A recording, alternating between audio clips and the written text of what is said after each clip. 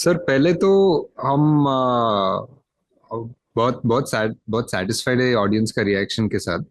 और जो जो कुछ हम बना सकते वो एक बात है, पर उससे ज्यादा जो कुछ इंडस्ट्री बना सकते हैं, मतलब नया राइटर्स और नया डायरेक्टर्स है, उनके पास शायद कुछ माइथोलॉजिकल या science fiction, specially science fiction, तो वो जॉनर नहीं है हमारे इंडियन फिल्म में। सो वैसा वैसे तरीके के स्टोरीज प्रोड्यूसर्स या एक्टर्स सुनने में भी डरते हैं। पर अब कल्कि के बाद उसका डोर ओपन हुआ है। तो वो एक्साइटिंग है हमारे लिए। मतलब वो पहले उतना सोचा नहीं, पर रिलीज के बाद वो समझ में आया कि एक्चुअली ये फिल्म कामयाब है, नंबर्स बना रहा है, वो सब अच्छी बात है, पर उससे ज्यादा का इफेक्ट है। मतलब कुछ लोग बोल रहे हैं कि लोग महाभारत पढ़ रहे हैं, कुछ लोग बोल रहे हैं कि अब मेरा साईफाई स्क्रिप्ट अब बन सकता है, और कुछ लोग बोल रहे हैं कि हम इंडिया से ऐसे वीएफएक्स देखने में गर्व हो रहा है। सो ये सब हमने सोचा नहीं, पर ये हो रहा है तो हम खुश है।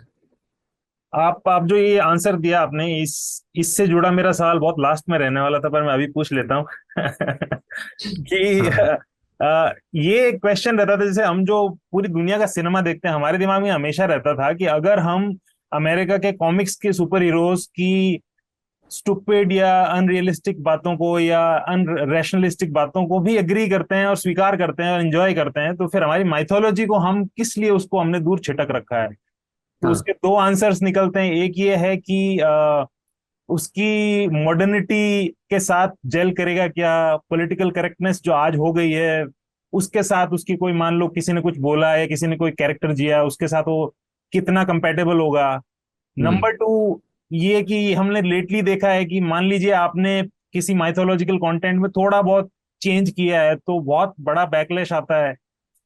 और नंबर थ्री होता है कि आप विजुअली उसको कैसे कर पाओगे, इतना बड़ा अमाउंट कैसे करोगे। मान लो महाभारत है, तो जो हमने 80s 90s में महाभारत देखी थी, जो आपने जिक्र किया कि हाँ, हाँ, तीर भिड़ते हैं, एक आग वाला और एक पानी वाला, तो उन्होंने हाँ, सामा मैनेज कर लिया, लेकिन अब हमको विजुअली कुछ और सरप्राइजिंग चाहिए। तो तीन बड़े चैलेंजेस हैं, इनसे सही बात। कैसे हम पार पाएंगे।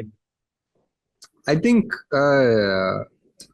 जो आप बोल रहे हैं ना, मेरे को मेन पॉइंट लग रहा है कि पॉलिटिकल करेक्टनेस से ज्यादा ये टेक्निकल करेक्टनेस है ना, क्योंकि हमको मार्वल या वेस्टर्न फिल्म्स का आदत पड़ गया है, और देख के एक लेवल ऑफ फिल्म मेकिंग या वीएफएक्स का आदत पड़ गया है।